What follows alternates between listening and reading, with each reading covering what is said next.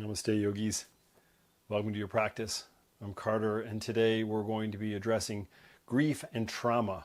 Since we all experience these things and we all process them differently, but the one thing we have in common is that we store untreated grief and trauma within the body. Let's see if we can take care of that in today's practice. Let's get to our mat.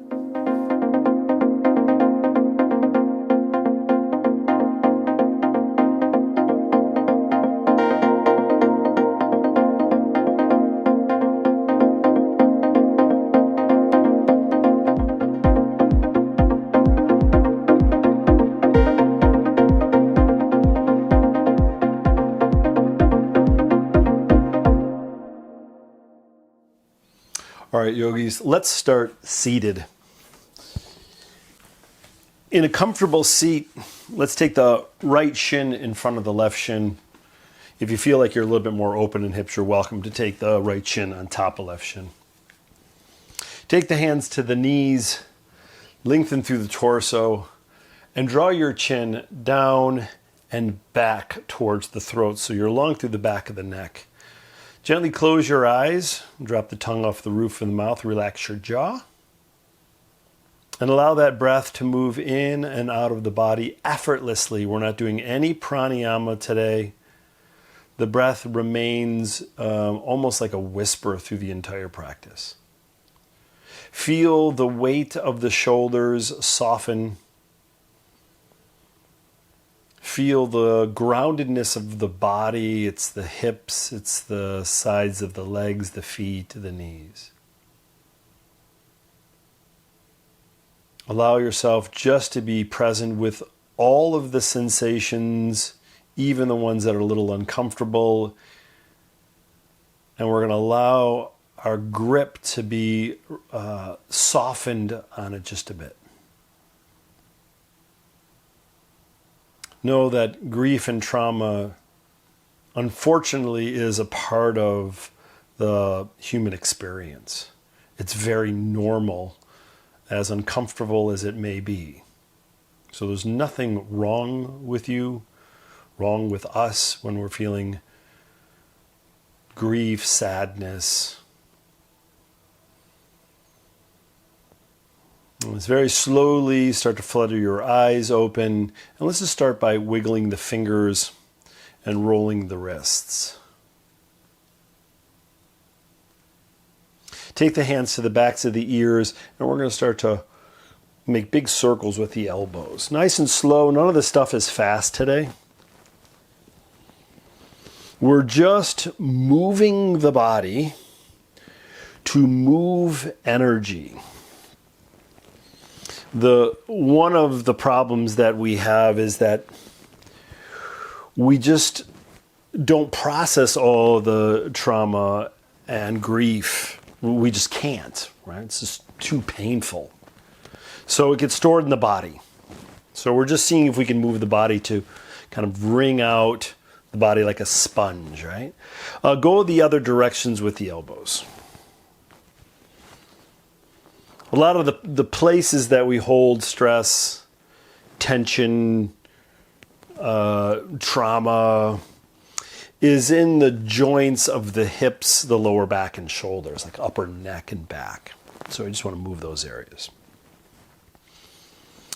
All right, interlace your fingers, swivel your palms up towards the sky. Elbows don't need to be straight. We're just kind of moving in this direction.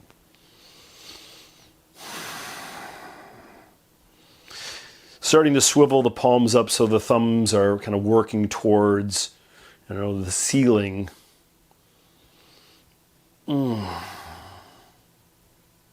Unfold the fingers, bring your right hand down, and extend that left arm up and over the left ear. A lot of this practice today is slow, but there's a lot of micro adjustments. So within this side bend, we're going to lift the gaze up underneath that left tricep. We're going to draw that arm back a little bit so there's a subtle twist to the left of the torso. And then we're going to twist to the right. We're going to look down. We're going to drop that shoulder a little bit.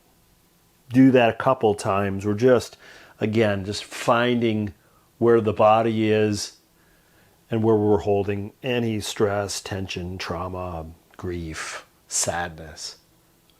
we let it run its course. There's really no way to avoid these things. It just is part of the process. But there is a way to help it flow through us a little bit quicker, a little bit easier, and that is moving the body. Nice. Inhale, slowly bring yourself on up, reach both arms up. Wiggle the fingers, roll the wrists again, and then just bring the hands down in front of you. A little bit of movement right and left. I'm not looking for really intense sensation. I'm just looking for range of motion and fluidity within the body. Where am I sticking? Where is my body holding? And what can I release? A lot of curiosity and a huge amount of empathy, nurturing, and support for ourselves.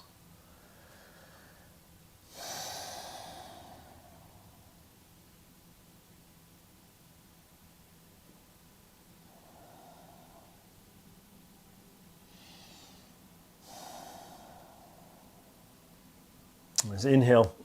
Very slowly come on up. Take the hands behind you. Lean back. Unfold your legs and give yourself a nice wide seated position. Get on top of the sit bone, so you may have to lift up and rotate the pelvis a little forward. The hands may stay behind you depending on how tight the hamstrings are. You're just going to lean forward. Hands could come out in front of you if you feel like you're flexible enough. You can always reach for the shins, ankles, or feet. I personally am a little bit tight in the hamstrings, so I'm just going to rest the hands down and think about the elbows being heavy and tuck the chin.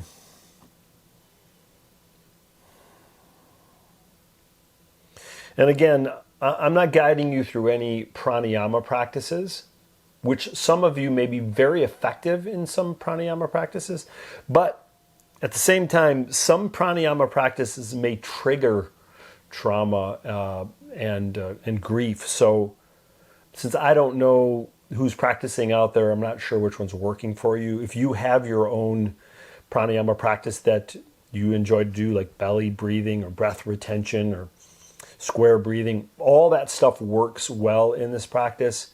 And if it works well for you, you're always welcome to add it. But I know sometimes when I'm super sad, pranayama is not working for me. It's actually making it worse. So just know your tools and find out which one's working and use those tools.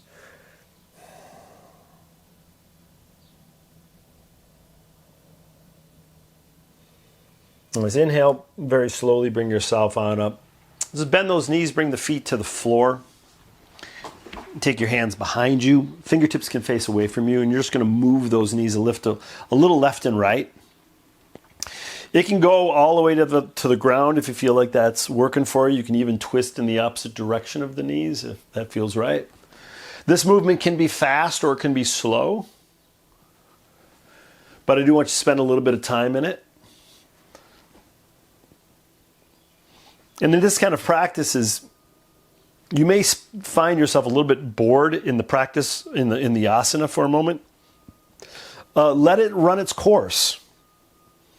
Let the boredom be like, okay, how long am I going to swing my legs from side to side? Well, let yourself be bored with it for a moment and then be okay with it. There's a sense of comfort in boredom. It means I know what's going on. I'm safe in it. And I'm okay, right? I mean, this is the thing about grief, is that I just don't feel like I'm okay. And I just want to feel okay. All right, back to center. Scoot your heels a little bit farther forward, but keep the knees bent. I want you to take the creases of the elbows underneath the knees. How much you bend your knees is up to you, But I do want the knees bent. I don't want them straight. I want a little bit of bend so I can round the spine and tuck the chin. And we're going to squeeze. We're going to give ourselves a hug.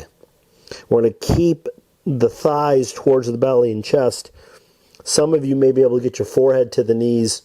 Some maybe not. I'm not concerned about range of motion through any of these asanas. So give yourself a moment to squeeze in here. Once you squeeze in, and if you're not feeling like the sensation is right for you, bend or straighten the knees more or less. The feet can be soft or flexed, whatever is working for you. Really, at the end of the day, make sure every asana that we are moving through today works for you. So let your practice be very organic. I say this all the time in class. Yoga is not Simon Says. It doesn't mean you do exactly everything I say. If it's not working, modify or just throw it out the window.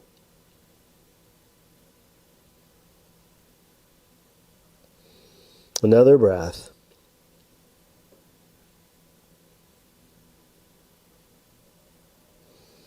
And then inhale, very slowly come on up. Bend your right knee and bend your left knee. Take your left shin in front. So it's going to be a cross-legged pose the other direction. Again, same option. Left shin could go on right shin. This may cut off a little bit of the circulation depending on how flexible you are. But you can modify at any point in time. You can also slide something underneath the hips. Take the hands to the knees. Let's move the torso in circles. We're going to start with small circles. And then thinking about like a spiral, we're going to get a little bit bigger and a little bit bigger. And the bigger we go, the slower we're going to go.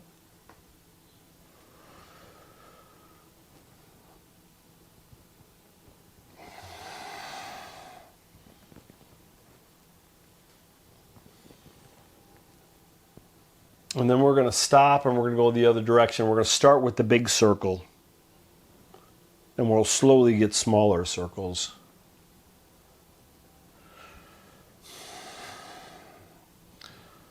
A lot of loving kindness within this practice.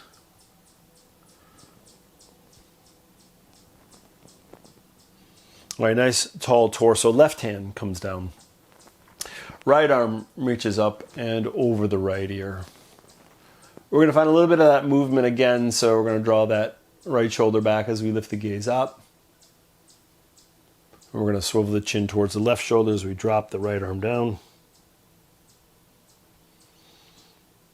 And find a little bit of movement again, so right arm back, right arm down. A couple times here. There's no reason to count. We're just allowing that body to move, process. We think about the body as an energetic container. It makes energy, it absorbs energy, it burns energy. And so when we experience something that's uncomfortable, we have mechanisms to survive. So we manage whatever we can manage at the time. And the rest gets stored in the body. And then I just want to move to create a little bit of heat in the body, and it burns all that stuff off, or it squeezes it all out here. Nice. Inhale, come back to center. Shake out those hands. Take the hands to the floor. A little bit of movement from side to side, and let's come forward again.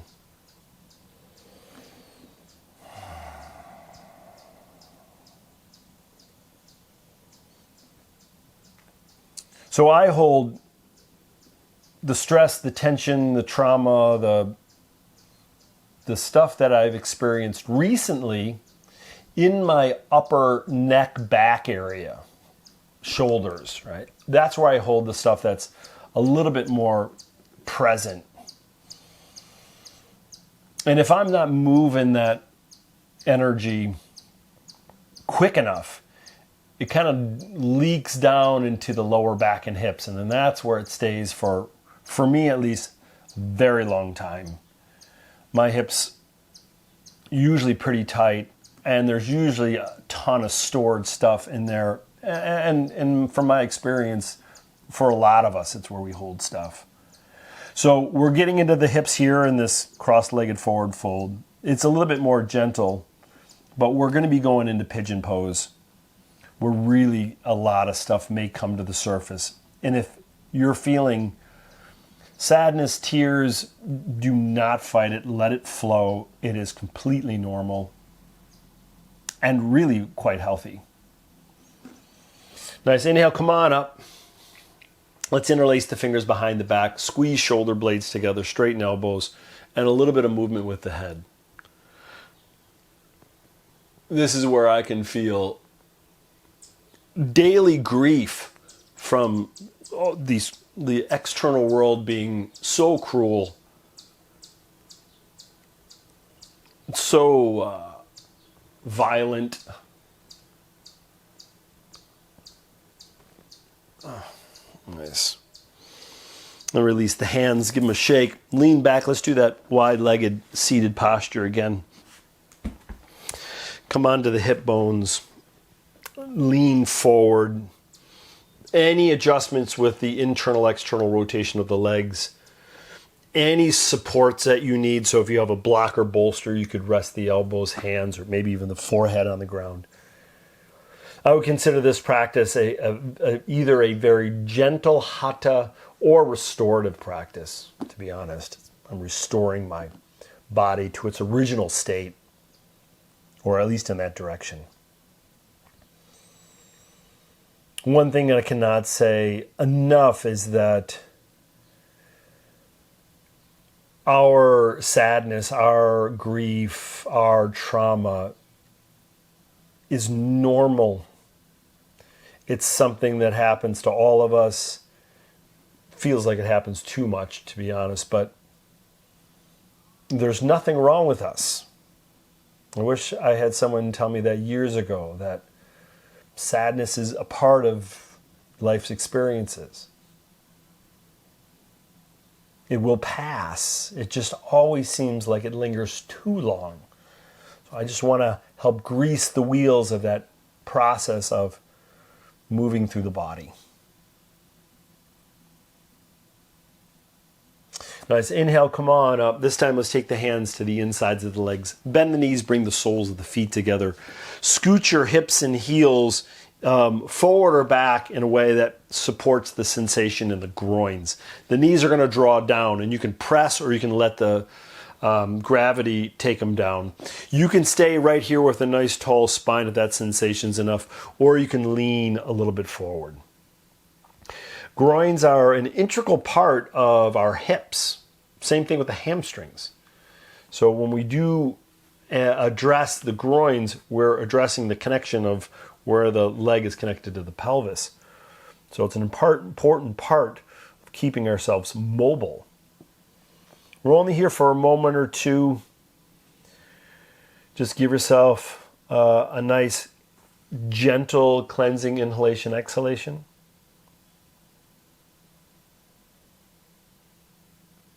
And although we did some hip openers with the cross-legged poses, we're going to move into this pigeon pose right and left side to kind of finish off practice. So inhale, come on up. We're going to just drop to the left hip, and we're going to grab this right leg and we're going to extend it behind us. What I want you to think about is the pelvis, and if you have a sensitive knee in the front, you may want to stay just like this with the right hip back, and you draw the torso towards the shin or towards the foot. That's a nice option. You can scoot this foot farther forward for more sensation, farther back for less sensation. If the knee is okay, see if you can square your pelvis to the ground. So it's the hip bones facing straight down. And the same thing with this left foot, forward or back. If you need to, support the back kneecap as well with something soft. And you're dropping the elbows down and tucking the chin. Now this is where we're really digging into the old stored trauma. And we're not staying here long. We're going to stay here for 2 minutes. And again, if you have a pranayama practice that supports you, this may help. The other option is just relaxing as much of the body as you can as you feel the sensation in the left hip. This part for me that helps out is thinking about wringing out a dish rag or wringing out a sponge as we wring out that hip of all the old experiences that we didn't digest properly through the cognitive abilities that we have. And this is with therapy or different facets of methods of processing trauma. We all have it. We all store it. And we all have to figure out ways to move it. So we're halfway there in this hip opener. And again, tears are very common in hip openers, trauma practices. So try not to hold it back. And it could linger also, like I've experienced where I've done a practice where 2-3 hours after practice, tears bubble to the surface and catch me completely off guard. Like everything's fine, day's going well, and the waterworks start. It's always like a nice little surprise to let that kind of move. We're almost done here.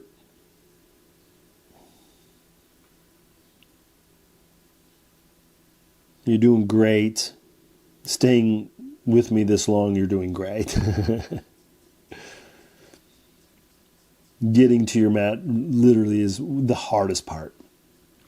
Hands under shoulders, gently lift yourself on up. Drop to the left hip. We're just going to switch around. So we're going to sweep this right foot to the left foot. And then we're going to roll to the right hip. We'll sweep this back leg. And again, you can start with that right hip onto the ground. And maybe with a little bent back knee, always welcome to come forward. I already feel it in that right hip.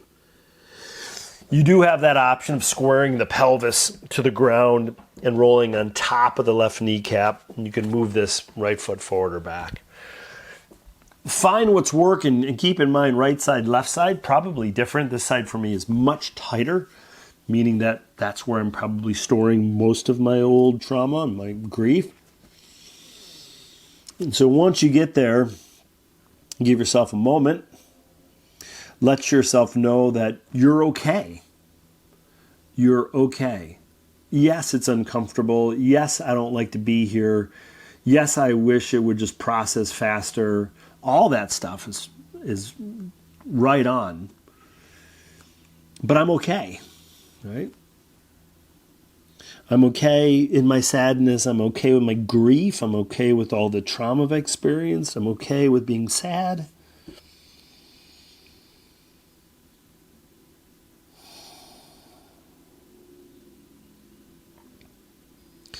The sooner I come to terms with the idea that this is a part of it, the faster it moves.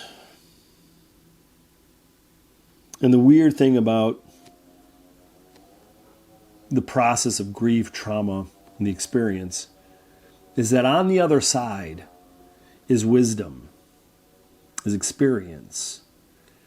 And we wouldn't take it back for anything, but we never want to go back into it. It's really quite fascinating. You get on the other side and you have more empathy, compassion, and understanding for people that are going through these things. Therefore, you can support and help them in their process as well. But when trauma and grief show up, it doesn't mean that we're any better at it. It doesn't hurt any less.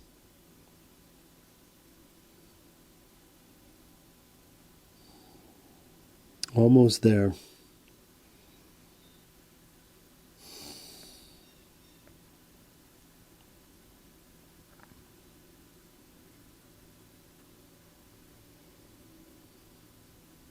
Soften with exhalation. Hands under shoulders with the inhalation. Drop to your right hip. Sweep your left leg around. Bring your heels to the corners of your mat. If you have a block or bolster, slide it underneath the knees to support the knees and lay flat on your back.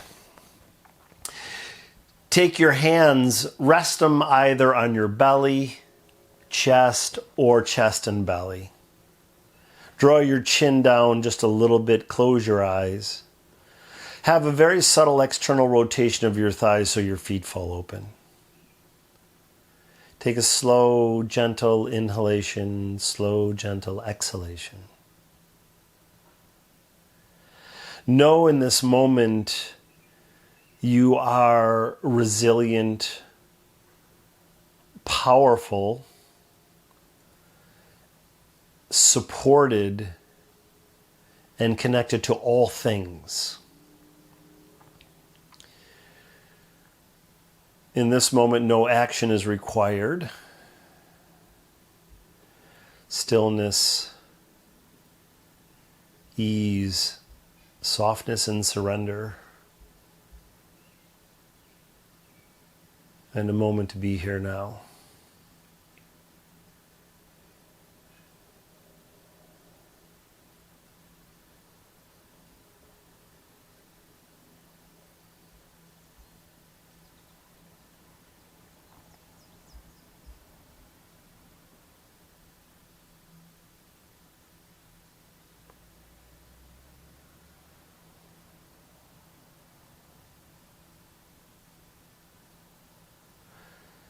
Stay here as long as you need to. I am here whenever you need me. Come back to this channel or check me out at yogawithcarter.com to be supported through your yoga practice. Thank you so much for sharing and being here. Namaste.